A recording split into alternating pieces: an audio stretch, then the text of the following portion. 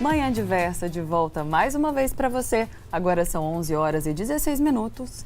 Ter uma vida financeira tranquila e organizada, com certeza, é o desejo da maioria das pessoas. Mas a gente sabe que nem todo mundo consegue mudar hábitos e conter os gastos para manter as contas em dia, né, Mari? Pois é, e se você tá no vermelho e quer voltar para azul, mas não sabe nem por onde começar, fique tranquilo, viu? Nós convidamos o educador financeiro Wesley Carminati para te ensinar a quitar suas dúvidas e até mesmo evitar a fazer outras novas. Não é isso mesmo? Wesley, bom dia, seja muito bem-vindo mais uma vez aqui. A gente tem falado muito sobre esse assunto de finanças aqui no programa, mas é porque realmente a gente vê aí que tem muita gente endividada e precisa ter muito cuidado aí nessa hora. Então, muito obrigada por ter vindo esclarecer sobre esse assunto tão importante. Tá bom, eu que agradeço, Mariana, Bárbara. É um prazer muito grande estar mais uma vez aqui esclarecendo, porque com certeza, né, você evitar o endividamento é algo assim, de suma importância para a economia familiar e para a economia como um todo. Com certeza. E em algumas situações as pessoas podem acabar aí precisando realmente recorrer aos empréstimos, né? Então a gente vai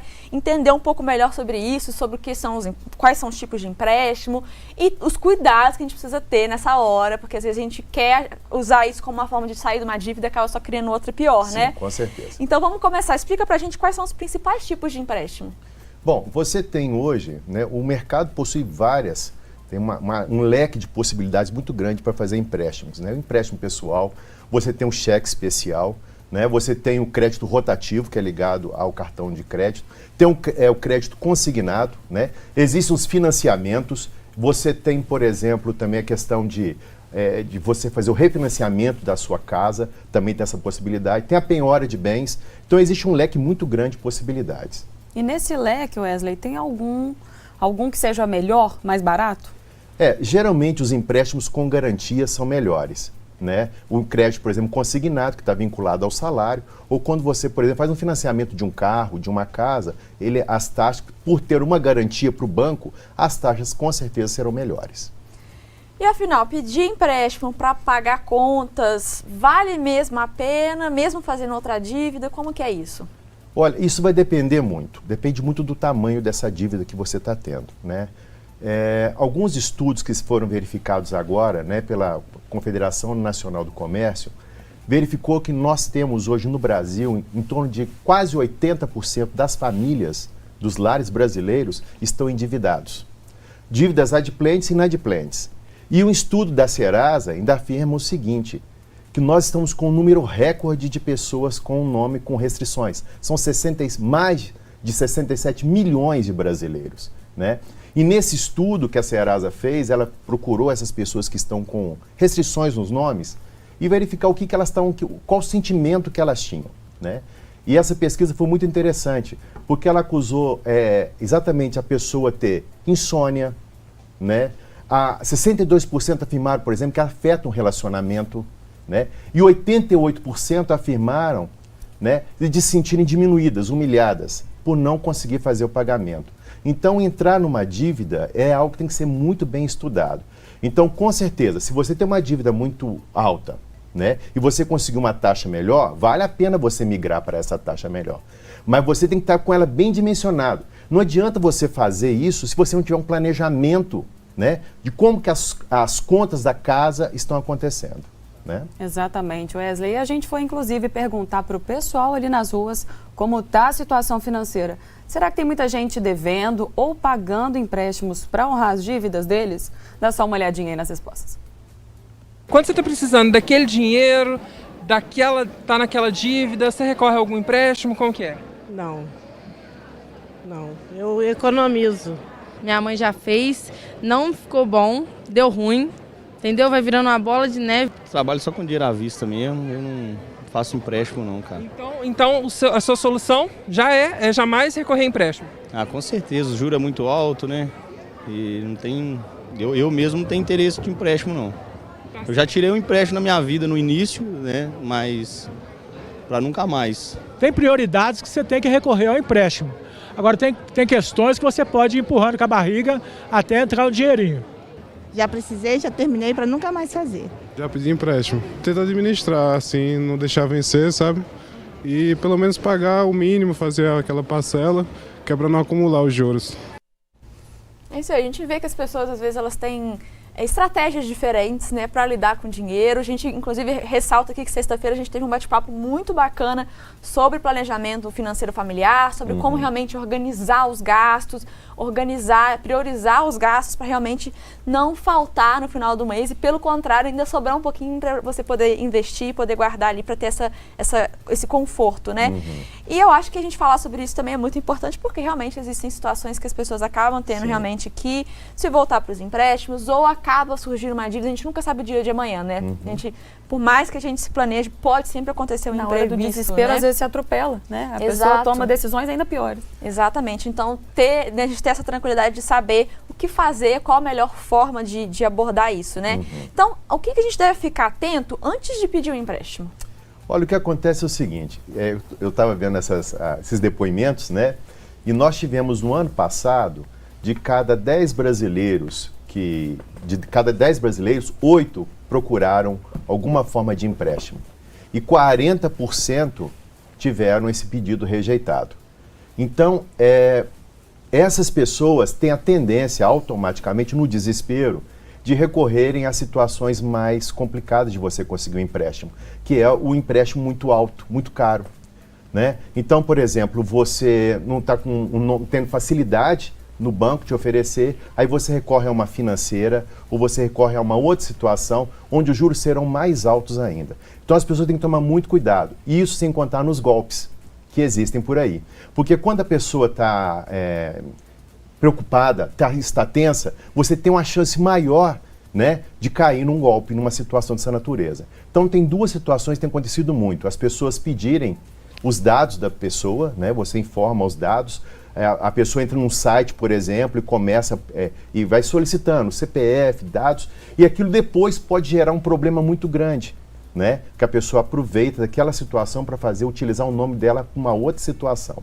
Então, nesse caso, se você perceber que está acontecendo alguma coisa desse tipo, você procura a polícia, faça um boletim de ocorrência, né? Junte as provas que você acredita que tenha caído num golpe, porque isso pode te trazer muito mais problemas de alguém utilizar o seu nome indevidamente, né? E tem uma segunda modalidade, né?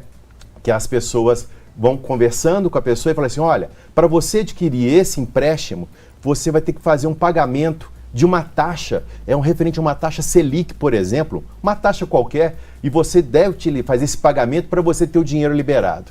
E a pessoa já está numa situação complicada e ainda faz um gasto que ela não está podendo. Dizer que isso é muito preocupante, então tem que tomar muito cuidado, procure instituições sérias, financeiras sérias, que vai ser muito melhor.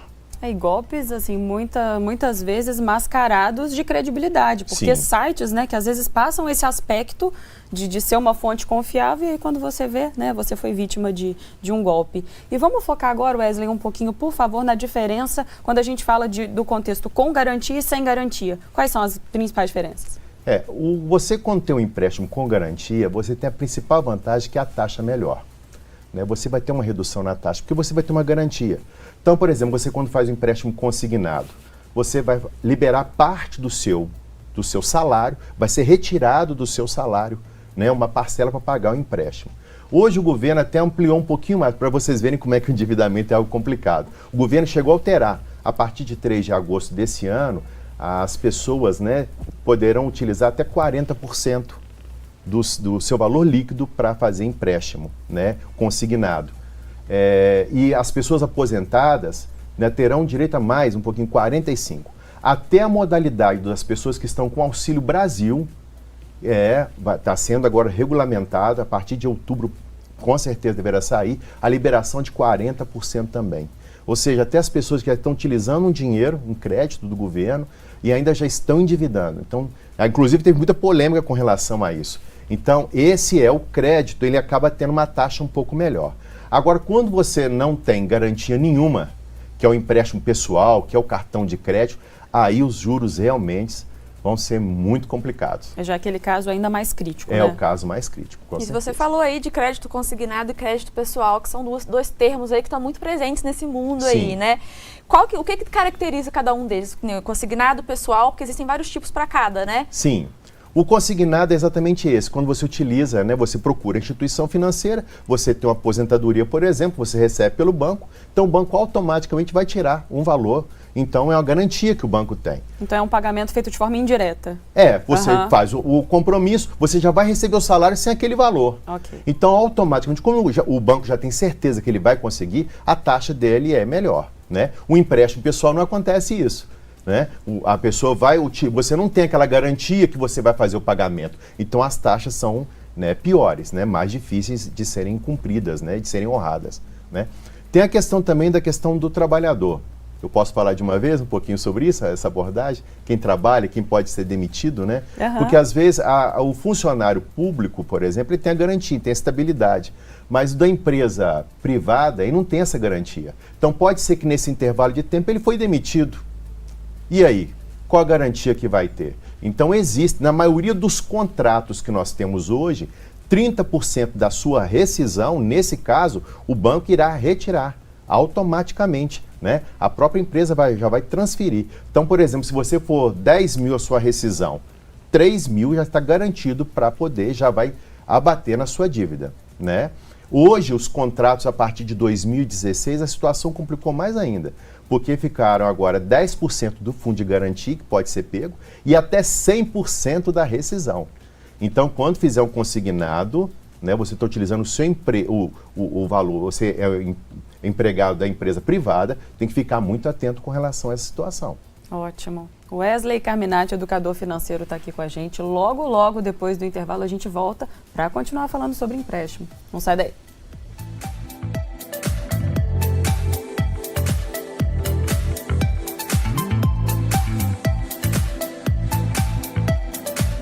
Obrigada, Vitor. E agora a gente volta com o nosso bate-papo com o educador financeiro Wesley Carminati para falar sobre empréstimo. E aí eu vou voltar naquela nossa última pergunta que falava de empréstimo consignado. Wesley, é possível fazer mais de um consignado de uma vez só? Apesar de, com certeza, essa não ser a recomendação, eu sei. Olha, por incrível que possa parecer, nós podemos ter até 9 contratos em instituições financeiras diferentes, né? Então é um número muito grande. Então acaba a pessoa sendo convidada realmente a estar fazendo empréstimos, né? Então eu aconselho, primeira coisa, antes de você fazer qualquer tipo de dívida, estude em casa, vamos fazer uma reanálise, vamos cortar todas as gordurinhas, que acaba existindo alguma gordurinha, para a gente evitar essa situação. E diante de tantas facilidades, mostra ainda como sendo mais necessário exatamente a sua atuação como educador financeiro, né? Porque o que nos falta de informação e a gente fica diante de tanta facilidade, a tendência é só piorar, né, Mari? Com certeza, e virar aquela bola de neve, né? Porque quando envolve dinheiro, quando é uma coisa que envolve dinheiro e é bom demais para ser verdade, a gente tem que ficar com o pé atrás, né? Sim, exatamente.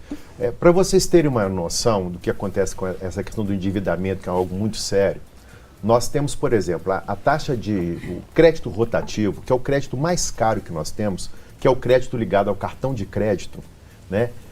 Ele estava com a taxa de 364% ao ano, agora em 2022.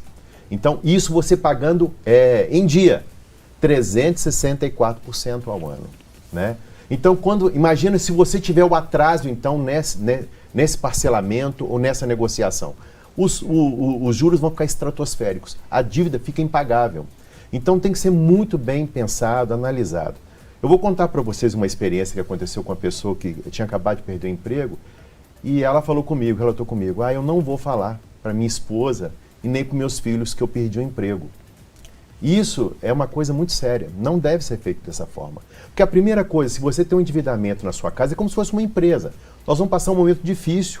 Então nós vamos reunir, né? Vou reunir os filhos, a esposa, né? Ou a esposa falando para o marido a situação, para todos encontrarem uma solução em comum. Então, para a gente poder reduzir. Então, nós vamos, às vezes, retirar uma plataforma streaming que nós temos, né? Nós vamos reduzir, talvez, o número de telefones celulares. Então, a gente vai ter que fazer um rearranjo para evitarmos. Se a pessoa não sabe, ela continua mantendo os mesmos costumes, né? A mesma rotina. Então, tem que ser feito algo imediato. Aconteceu o fato, vamos encontrar uma solução juntos. Isso é fundamental. Com certeza. E a gente está falando muito aqui dessa situação em que a pessoa às vezes já tem uma dívida, né? E aí, como forma de quitar essa dívida, ela acaba pegando um empréstimo. Mas empréstimo para negativado, como que é isso? É possível, mesmo assim, já tendo uma dívida, pegar um empréstimo? Como que isso é feito? Olha, Mariana, essa é a pior parte, né? Porque a pessoa já está numa situação de fragilidade. Você já está sem crédito, que o nome já está negativado. Então, automaticamente, você vai cair em uma situação em que os juros serão piores ainda. Então, esse quadro é um quadro muito negativo. Acontece.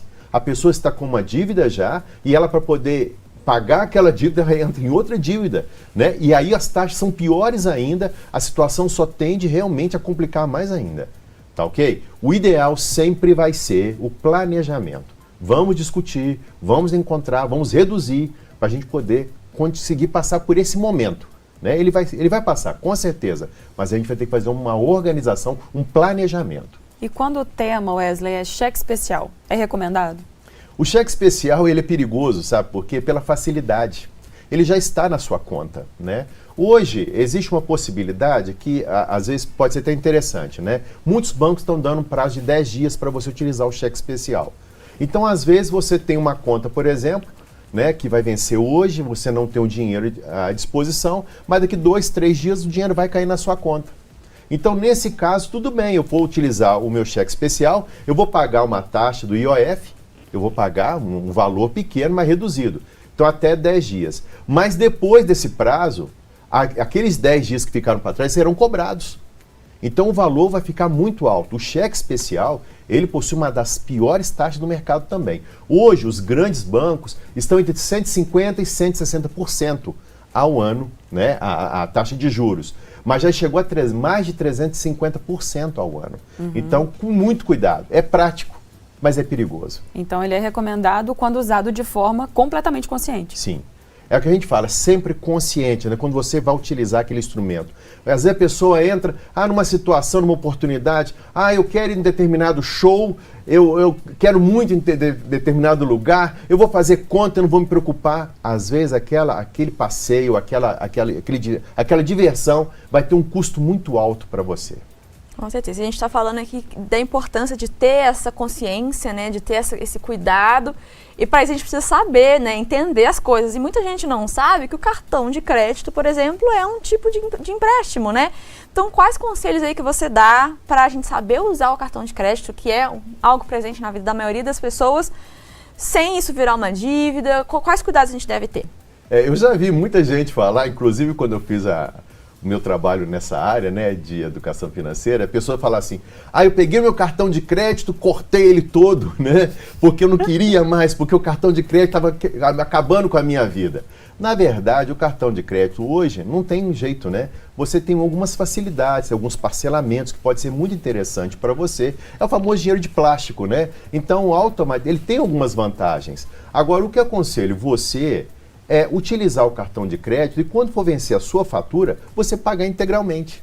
Esse é o ideal, né? Você não fica exposto, você não fica andando com dinheiro o tempo todo no bolso, nem sempre você vai estar com dinheiro à disposição, é até questão de segurança hoje em dia. Então você vai com o seu cartão, né, e faz o pagamento. Mas lembrar que tem aquela data que você vai vencer a sua fatura e você vai pagá-la integralmente. Esse é o ideal. Até quando você faz o pagamento mínimo, você vai ter dor de cabeça. Você pode cair no crédito rotativo e aí você já sabe que eu acabei de falar aí, né? A taxa de 364% ao ano.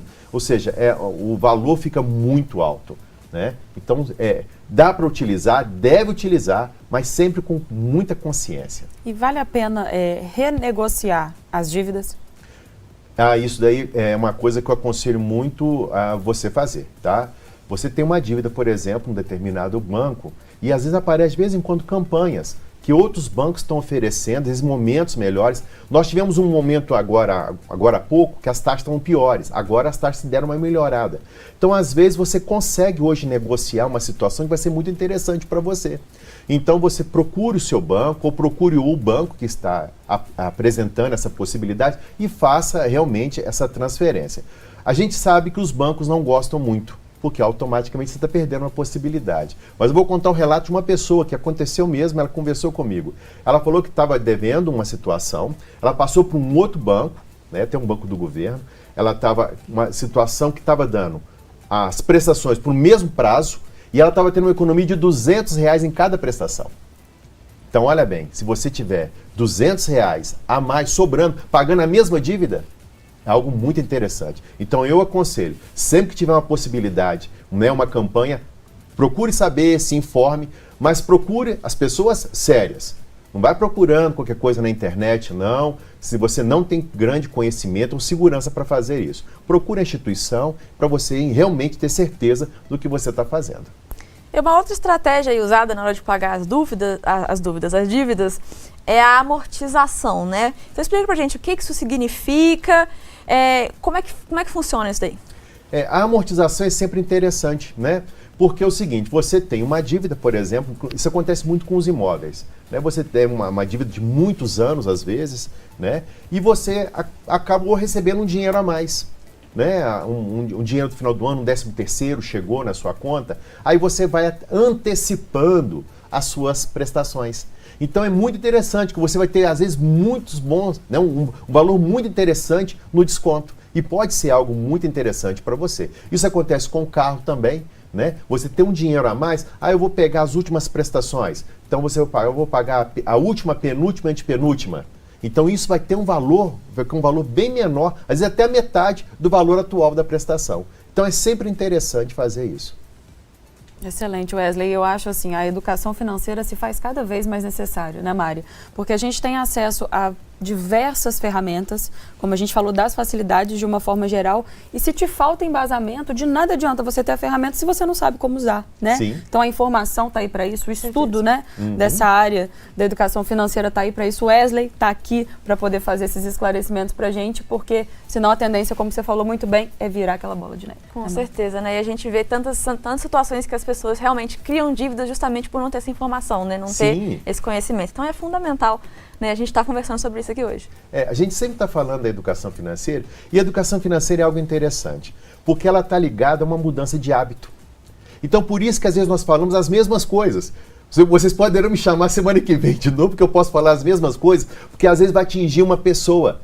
Hoje eu tenho certeza que esse nosso bate-papo aqui está atingindo alguma pessoa, que ela ia entrar numa dívida e ela vai parar e pensar. Então é uma questão do hábito, da facilidade que nós temos hoje, né? Nós temos um aplicativo, né, de automóvel, de alimentação, então é muito fácil você chamar aquela situação, hoje eu vou fazer um gasto aqui, mas aquele gasto pode interferir depois e faltar dinheiro para alguma coisa, né? Em épocas de campanhas, nós estamos com dinheiro com custo muito elevado, que o dinheiro hoje em dia é um artigo caro, né? Nós estamos falando disso. Então é sempre muito bom a gente estar com tudo bem organizado, planejado e mudando esses hábitos. Excelente. Wesley, muito obrigada por ter vindo conversar com a gente aqui hoje, por esclarecer essas dúvidas, assunto sempre pertinente. Espero te receber aqui mais vezes. Olha, eu que agradeço sempre vocês, né? A simpatia de vocês. Obrigada. E a você de casa também. Né? A gente sabe que todos nós passamos por dificuldades, todos nós passamos, pode ter certeza. Né? O que vai pesar é você ter a tranquilidade, organizar, administrar a sua vida de forma serena. A crise vai passar, pode ter certeza. É isso aí, tá dada a dica. E você aí de casa gostou desse bate-papo? Agora tem mais coisa boa no próximo bloco, viu? Porque a gente vai acompanhar a finalização do espaguete caprese que o chefe Arthur Veloso está fazendo pra gente hoje. Então não sai daí que a gente volta já já.